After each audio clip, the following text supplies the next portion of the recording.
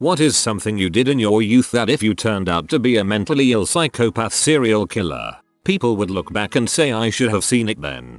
When I was around 12 or 13, my favorite pet rabbit died. We had quite a few, and somehow, in her death throes, she had managed to wrap her teeth around 2 links in the bottom of her cage. So now rigor mortis has set in, and she's completely stuck with her teeth set around the bottom of the cage. I try to pull her off, but no luck. So I go back into the house and tell my mom that Cinnamon Buns is dead, and I need a screwdriver. As my mom cries in the kitchen, I head back out to the barn with my screwdriver to jimmy her mouth open enough to get her off the bottom of the cage. The whole time, all I'm thinking is what if I use too much force and her head rips in half. It didn't, but I think my mom was genuinely concerned about the fact that I felt zero emotion about the whole thing. I just put the corpse in a bag and told her I'd deal with it when I got home from school, washed my hands, had breakfast, and went on about my day. R.I.P. Cinnamon Buns. Glad your head didn't rip in half. I wrote 666 on the bathroom wall with my poop when I was like 6 or 7 off of something I saw on TV. Freaked my mom out and my dad just sorta stood there. Your dad was probably just too proud to express himself. Played morgue with my friends' Barbies by stripping them naked, covering them with napkins and putting them in drawers. I don't think I knew the word morgue, but I knew what I was doing. I thought you said friends' babies for a moment and was very alarmed. When I was 5, my best friend's mom was pregnant. She asked me if I would like to have a little sister too. I replied that if my mom had another baby I would throw it out the window. In about 2nd grade I started watching scary movies and loved them. In my notebook I would draw characters and scenes from these scary movies. One day my teacher had a notebook check and was worried about my drawings, so she spoke to my mom and me about it. I didn't really understand at the time. I remember I was upset that she didn't like my drawings. In middle school I bought a used copy of Fangoria from someone for $1. Our gym teacher saw me with it and snatched it from my hand. Then he proceeded to tell the whole class how fricked up horror movies were and how only people with serious issues would be into stuff like that. I knew even back then that he was wrong. I attempted to strangle a classmate because he was continuously yelling that break time was over. Also when I was younger I would go around asking people if they would rather a quick death or a slow death. Man, frick that guy though, for real. He deserves it. I put a metal pen lid on a heater in class when I was 11 and then put it on a girl's arm which burnt her because I fancied her. Marking your territory. In 3rd grade, every day the teacher would start a sentence to a story and we had 30 minutes to make up whatever we wanted after. Almost all of my stories involved something messed up, with one death usually happening. Some examples include the puppy fell in the, and I proceeded to write a story about a puppy that fell into a bottomless pit, or Lovett's probable thoughts, and said it fell so long it eventually died while still falling. Those were some awkward parent-teacher conferences, I'm sure. The puppy fell in with a miscreant gang of drug-abusing housepets. His drug-addled corpse was found stuffed in a birdcage under an I-87 overpass. Citizens are advised to be on the lookout for a green parrot approximately 16 inches in height with a large scar on his left wing. Known aliases include Buzzsaw, Angel Droppings, and Polo and Tacrocroc. I used to perform experiments on grasshoppers. What that means is I would freeze them, try and resuscitate them, drown them, by sticking blue tack on their legs, and put them on ants' nests. If it helps, I am petrified of them now. Some sort of self-induced fear. I also didn't kill anyone, yet. Should I be worried or relieved that I'm not the only one? Convinced a girl to put her finger in a pencil sharpener, then turned the crank. Bonus. Hypothetical serial killer me kills people with a wood chipper. I'm picturing that scene from Fargo, only a massive pencil sharpener with someone's leg sticking out. When I was 4 or 5 I bit my friend's finger hard enough to require a band-aid because she found a penny in a cup that was laying around and I wanted it for myself. Good job, Smeagol. I had a bully in 4th grade and he would not let up. One day he took my drawing and tore it up in half, so I chased him down the hall with a pencil, threatening to stab him with it. I tackled him down and had my arm drawn back when they pulled me off of him. I turned out perfectly fine, I'd say, My bully went to prison about 7 years ago for car theft and aggravated assault. Also can be noted that Aaron Hernandez was also in our class, and we all know how that turned out. When I was 13 or 14 and first started playing The Sims, I made a serial killer. He would put his victims in a 4x1 cell with a fridge, enough to keep them alive but no more. He would sit and watch them in misery for hours and get off to it. He fell in love with a woman who scorned him. She ended up there as well. Most of the neighborhood ended up buried in his backyard. So if I ended up as a serial killer, I don't think people would be even remotely surprised. I've been playing The Sims a lot lately and I have a really hard time even making two Sims be enemies. I'm tempted to try this and see how long I can handle it before I feel too guilty and start a nice game with a chef, a painter, a painter, a painter, a painter, a painter, a painter. I threw half-eaten apples on hedgehogs. They would stick on their backs. Poor hedgehogs. So, I started this account earlier today and this was my first ever comment on Reddit. All I can say is holy crap, that's a lot of responses. Guess me and my psycho stories from my childhood will do good here. This was in Sweden BTW. I made pit traps for my dolls, and one time I accidentally broke a G.I. Joe doll because a tribe of Amazon women was stoning him for dishonoring my Skipper doll. I wasn't a psycho, I just read a lot. Mythology, fantasy, everything. But it used to worry my mom sometimes. She puts the lotion in the bucket. She puts the lotion on the skin. I took a kitchen knife to school when I was 6 and one of the other kids ratted me out. The teachers kept yelling at me asking me why I brought it. I didn't know. I was freaking 6. I thought it was cool. If I had done that nowadays I'd have been expelled and probably taken away from my parents due to zero tolerance. Can't tell you how many knives I've been shown in schools before I graduated. You get 1 or 2 mass school killings and all of a sudden every dangerous tool is a deadly weapon. Sheesh.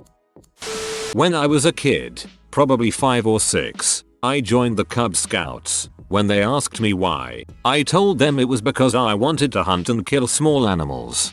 That's amazing. I bet they were a little concerned though. In high school I had just listened to The Offspring during lunch, one song being Genocide, right before English class. We were then asked in class, what is a word that you like the sound of? My answer? Genocide. I really like the song Violent Pornography by System of a Down. One time I tried googling the song name but didn't put the band. I got a much different set of results than I was expecting. When I was a kid I used to pour hot wax from candles onto my hands. It hurt like heck, but I thought it was worth it to have cool wax shapes with my fingerprints in them. Definite serial killer material. I'm about to be 23 and I still do this. It hurts so good though. I used to run through my backyard naked and the jerk off on a really big stone in an open field. My backyard was a big forest. I'd like to put those days behind me though. What? I set fire to the living room curtains when I was 7. And I set fire to an old chair in an old outbuilding when I was 8. And maybe something else when I was 13 that I'm not telling you about because I don't know what the statute of limitations is in my area for arson. Don't worry, no one was hurt. But after that particular incident, which is not an admission of guilt, thank you very much, I kinda gave up the whole firebug thing. Fire. One time in the game Black and White, God Simulator game, I made everyone into an disciple breeder, and I started killing everyone in my village. There were very efficient ways to kill people, however I didn't use those. I simply tried to skip the villagers on the water, hour after hour, until everyone was dead. Which took a while since people were doing everything they could to grow the conversation. I really liked throwing the children, or throwing everyone in a family except for the father, then wait for him to remarry and have another 2.5 kids, then kill them all and have him try again. Have another 2.5 kids. What? Well, I used to voice my thoughts when I was alone while I was walking to school, and got caught a few times. Not talking to myself, just a weird habit of saying crap I was thinking aloud. I still do that. Not me, but my younger brother always had this thing for ropes. Hook ropes specifically. They are the thick elastic bands with hooks at either end used for tying down stuff in trucks, etc. From the age of 4-8, all the wanted to do was hog-tie his stuffed animals and hang them around the house. His favorite one to tie up was the stuffed Woody from Toy Story. Every day in the summer, my parents would come home to find Woody and his Teletubby friends hanging from nooses, suspended from the stairs or the cabinet handles, etc. This was the only thing he wanted to do, and he only ever asked for hook ropes at holidays. He would get soapy if you took them down, and he would just sit there humming to himself while he tied and hung his toys, one by one. I am 10 years older and was always terrified he'd kill me in the night or some crap. When I was 6ish and fished with my grandpa and brother, my brother and I would slit open multiple minnows' chests and pop their lungs, heart, stomach, and liver with fishing hooks. Not sure how to break this to your buddy.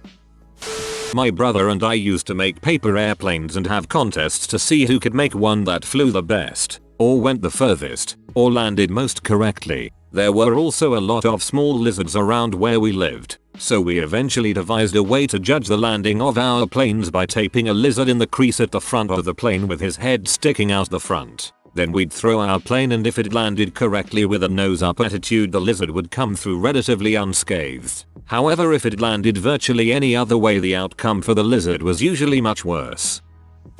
I was pretty quick to get angry as a kid, but it was all of the stuff kids usually get angry at: video games, getting made fun of, little brother doing something to annoy me. My parents and older sisters used to tell me all the time that if I didn't learn to control my anger, I would wind up killing somebody and going to prison. I remember thinking at the time that that was a horrible thing to say to a kid, and I still do. All the same, if I had turned into a serial killer, I'm sure I would have heard them in the courtroom saying, "Yup, I knew he would turn out like this since the day he threw the Super Nintendo controller on the ground because he couldn't beat that one boss in Mario." Probably flooding ants out of their ant holes and then lighting them on fire with a barbecue lighter. Either that or killing a squirrel by waiting for it to come below my deck and crushing its head with a large rock. Yeah, looking back, I was a pretty fricked up child. Crushing its head with a large rock.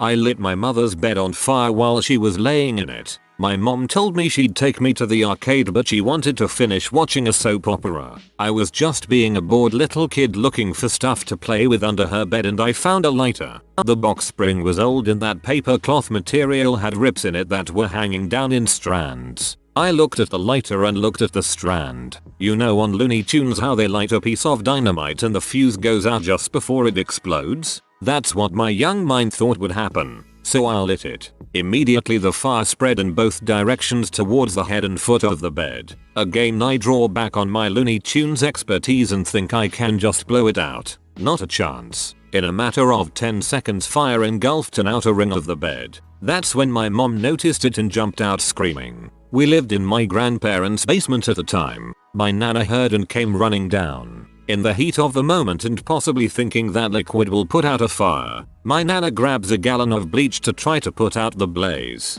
That was probably a bad idea. They eventually got it under control and my grandparents' house didn't burn down, luckily. My father had a pair of sweatpants on the bed which got bleach stains all over them, and he wears them to this day over 20 years later. I'm sure you're wondering. Yes, I did still get to go to the arcade and got my butt handed to me in Street Fighter.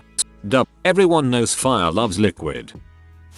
I had night terrors. My mom said that the worst part was always finding me standing in the corner of a random room, covering my eyes with my hands, screaming nonsensical gibberish. So obviously, I had the ability to transport to another world, a terror-filled world, and witnessed horrible atrocities which will influence my psychotic behavior in the near future.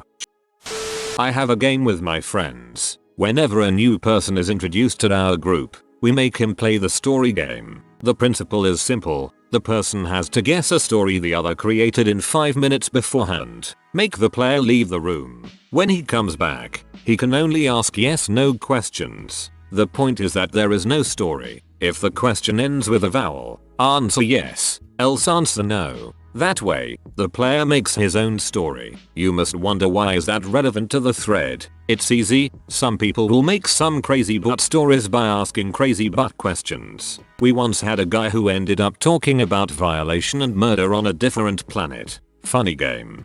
That's a genius way to judge people.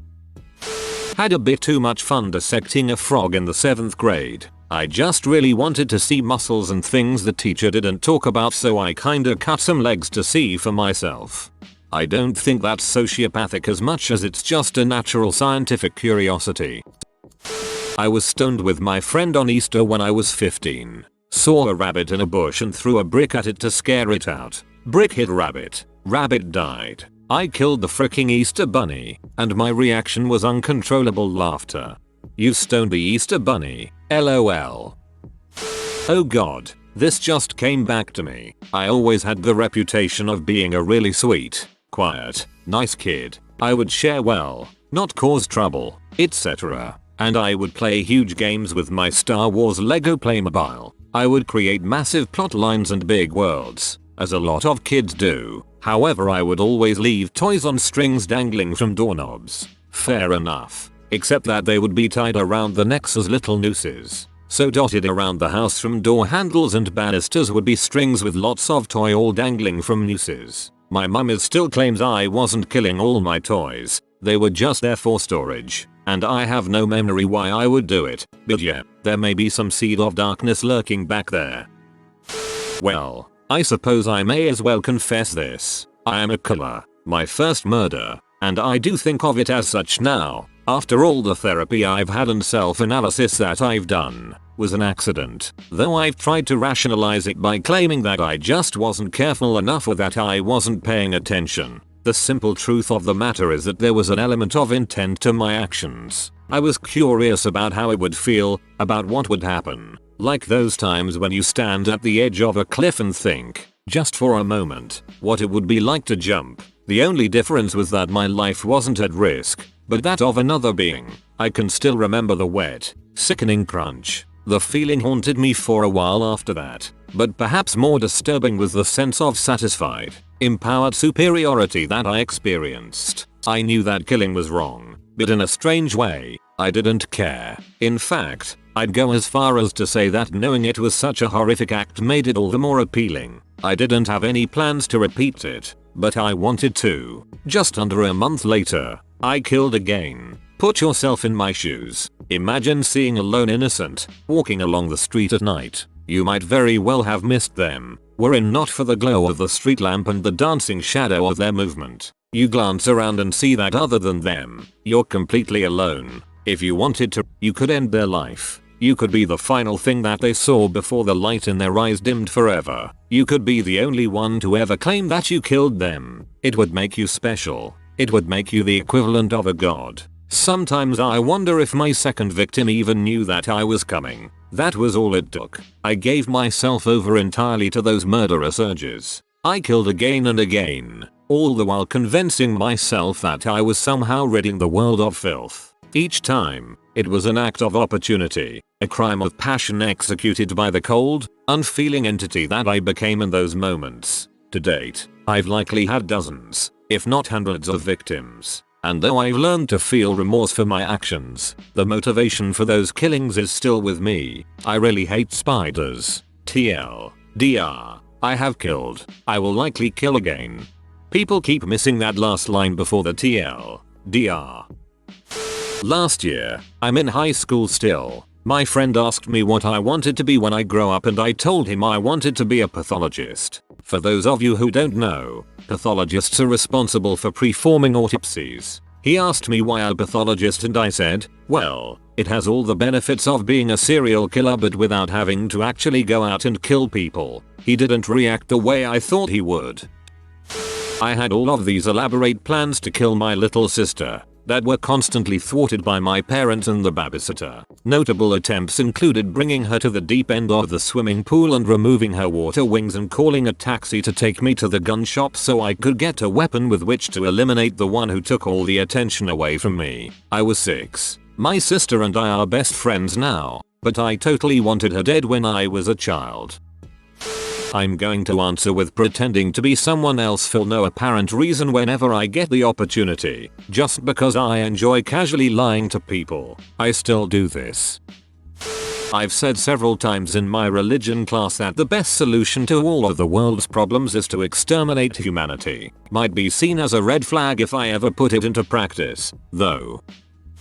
I used to draw lots of gruesome corpses and severed heads and crap. I remember a Sunday school type class in which we were supposed to draw our favorite Bible story, and I drew David standing over the bloody corpse of Goliath, holding his giant head up by the hair with both hands. In my defense, everybody thinks violence is cool. How come kids are expected to draw puppies and crap? I buried kittens alive in a 5-gallon bucket, covered them in dirt. My brother freaked out and went and told my mom. She came running outside and dumped the bucket out. A few kittens were already dead. She asked me why I did it, and I told her that the kittens needed to be covered up. I was like 3 or 4, maybe? I don't remember it happening, but my whole family says it did. What the frick? In 1st grade I stabbed a girl with my pencil because she wouldn't admit mine was the sharpest. It was the sharpest. Let me first explain. I grew up in the country, in the South, in East Texas, very poor. Little boys running around woods and trailer parks with guns are like packs of rouge dogs. We also had firecrackers, M80s, and various homemade explosives. And in case anyone doesn't know, cats are abundant in trailer parks and rural areas. A lot of people consider them pests. We had free license by the people, county, and state of Texas to do as we pleased with them, metaphorically speaking. Also, lizards. I learned to sew at a very young age, and I'd cut the heads off of my stuffed animals and sew them onto other ones. I pretended my Barbies were vampires and murdered innocent civilians. When I got mad at my brothers, I'd put their action figures in front of the space heater so they'd melt. I picked up all the dead animals my cat brought me, roadkill, and locust shells, and tried to keep them. To no avail. Thanks, Mom. I'd spy on my neighbors almost daily after school and kept track of their daily routines. Dead things have always fascinated me, but it must have been really creepy for my parents, I guess. I used to put sticks, stones and mud through people's letterboxes, on my own, not with friends. When I was 8 I wrote a story about 2 children who went into a murder house and found the body parts hidden around the place. I never actually finished writing that story. I fantasized about leading an army of cats. If my mother tried to talk to me while I was enjoying this daydream, I would tell her to be quiet. Also, I used to talk to a mop. I used to microwave gummy bears standing up so that they would melt down to just their heads. I would arrange them in various patterns, some lying down, some sitting, and nuke them to their grisly fate. It was my version of a nuclear holocaust for those little gummy bears. If you are new to the channel, you can subscribe. I publish new videos every day. Until then, check another video.